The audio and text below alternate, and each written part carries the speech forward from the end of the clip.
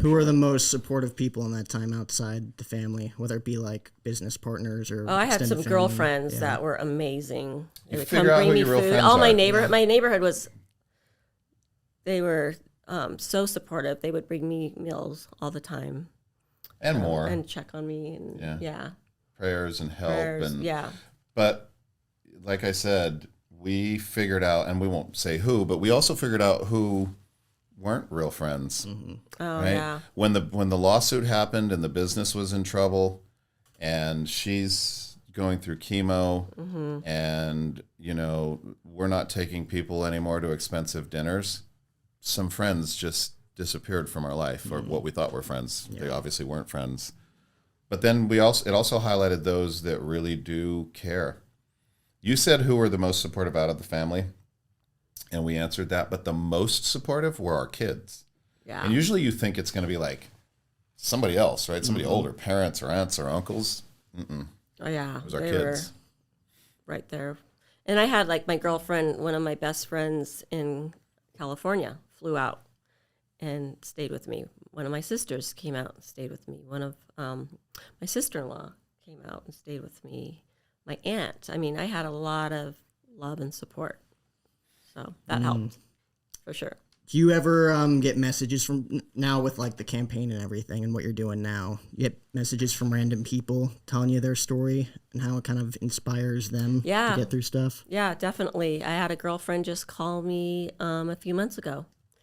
And she said, Cynthia, I saw on social media, we kind of lost touch, but she's like, I watched what you went through on social media, and now I'm going through it.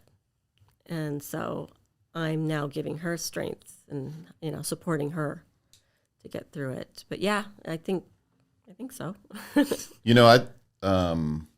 think it's important we talk a little bit about this, especially for other people that are dealing with it, whatever ailment, not just cancer.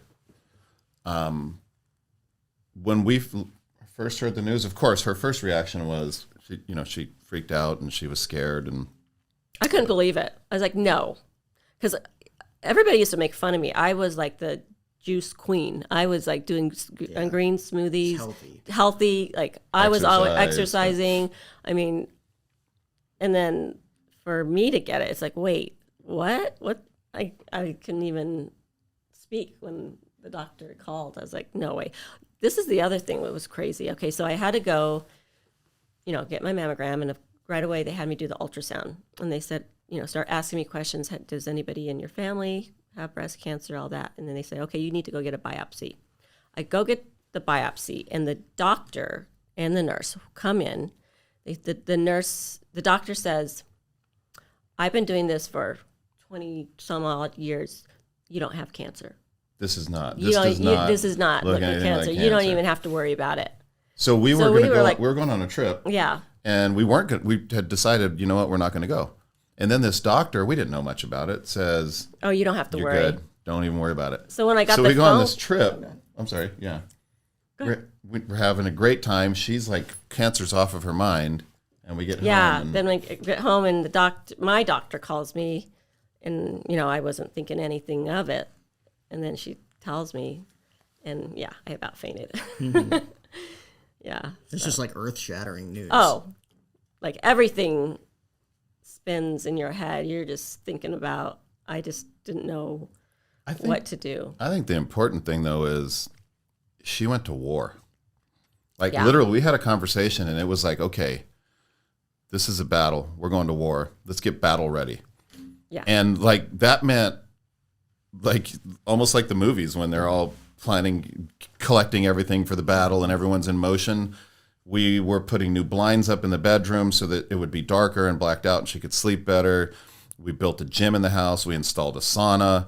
We did the infrared we went sauna. into straight. Yeah. The day we found out she had cancer, the doctor was sort of like, okay, well, we'll get you in here in a week or so. I'm like, nope. I got on the phone, called a couple of my doctor buddies. I'm like, hey, who's the best oncologist? Who's the best this, that, and the other? Yeah. We had a guy, had us, I shouldn't just say a guy. Dr. Edgar Hernandez. Who's just incredible. God Got me in that day. Got her in that day after office hours into his office, opened it up after he was done for the day. Instead of having dinner with his family, he was there with us because we kind of demanded it. And then at one point, we actually she had to have a minor surgery to have something removed during the course of her chemo. I had. And again, it was like there wasn't an appointment available, so we met him on a Saturday at his office, and there was no one else there. And dude's like, "Hey, I'm going to need help in this surgery room. You got to help me." I'm like, "What am I going to do?" He's like, "Well, just scrub up." So I scrubbed up, and I'm in there doing surgery on I'm not doing the surgery, but I'm in there helping him. It was just incredible. But my point is, she went, and she should take credit for this. She just went into straight battle mode. We're going to win. Yeah. It's not going to beat us. Yeah. A girlfriend of mine gave me this book called Praying Through Cancer. And it's about women who've gone through it, and then just stories of, what they went through. And that gave me a lot of strength also. Just every day I'd read that. And every day I would just pray and say, nope, I'm going to win this battle. And you definitely have to be mentally ready for it, for sure. It was hard. Yeah, and it also, I noticed one thing it did. We talked about friends earlier. Some of them disappeared, some came closer. Some actually just got really scared. Yeah. And they disappeared because they were scared. It was almost like they didn't know what to say. Or they don't know what to say, or like, I could get it. You know what I mean? No, it's almost. Did you know that at the time, though? Or was it something you could almost tell. then? You could tell the people who were, it's a really weird response. It's like, or when I can't be around you because you're sick. Maybe it's like a deeply embedded human trait where you don't hang around with the one human in the herd who's dying, because it means you're probably going to get killed next. True. Or I remember because they couldn't. When my hair had fallen out, it started growing back a little bit, but I had wigs, or I'd have scarves. And one night I was like, you know what? I'm just going to go out. I don't even care. So I remember us going to dinner, and my friend was like, you could tell she was freaked out. Oh, yeah. It embarrassed the shit out of her. No, I don't know if embarrassed. Yeah. I just don't know if she just felt uncomfortable, like she didn't know how to act. I don't know what it doesn't matter. Cynthia rocked that bald head. I was just like, I don't care. Like, Jada doesn't have shit on her. You know what I mean? She just walked in. It was Roca Accor. Yep. We went there with a really dear friend of mine. Tony was with us. Oh, yeah. Shibata. Yeah. He actually died of stomach cancer last year. But he was at the dinner with us and a few other friends. And one of the friends, it freaked her out. Yeah. Mm. See, to me, that's just, again, I probably wouldn't even recognize that in the moment. I'd be like, you're either with me or you're against me. Yeah. Especially when, you're, fighting for your life in that aspect. Because it's difficult to figure out friends coming in that you didn't necessarily think, oh, they're my real friends. I didn't really see it at that time. Or people that you thought were your real friends, and now they're just gone. They're ghosts. It's difficult to interpret that in the moment of thinking, oh, they're just scared. I think it's the same. Yeah. I'm also same with having to raise this money. I hate asking people for money. I just I wasn't. That was one of my big questions when I was talking to Paige, who's with the American Cancer Society. Is how am I going to ask people for money? I mean, I'm not good at asking people for anything.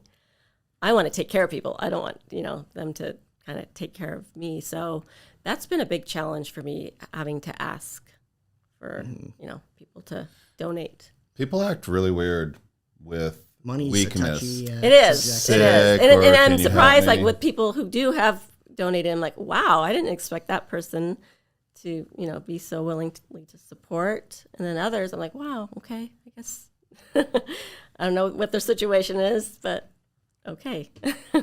One of our customers, though, pledged $100,000 to Cynthia, which he didn't have to do. For a gala. We're going to do a gala in December. So he pledged it to that. Yeah. Just an incredible guy. He actually has an incredible product. And but we were on a call, and Cynthia mentioned that she was raising. She didn't ask. Well, no, by the way. she didn't ask. She just hey, what's going on? What are you working on? She mentioned, and he said, I'm in for 100. And so maybe you shouldn't ask. Maybe you should just tell your story, and people want to help. Let someone else do the asking. Yeah. No, I've been telling my story on Instagram. I've been pushing it. I'm sure people are sick of hearing about it, but that's where all like the true people come out, though, that actually want to support, that are actually touched by your story. Yes. As opposed to just feeling like I'd be a good person if I helped this person right. out too. Right. Yeah. It's weird how with illness, we all know how bad it is when we're sick and how we feel, right? But that empathy leaves us so quickly. Not everybody. Some people are way more empathetic than others, but for a lot of people, it leaves you. You're the first one to say when someone else is sick, oh, come on, quit being a baby or get to work. But the reality is, I think you have to, I've had to learn to do it because I'm not good at it, is just remind myself to put myself in their shoes. And it's a scary time. You're not just losing your hair. You're in extreme pain. I mean, chemo basically does everything but kill you. Yeah.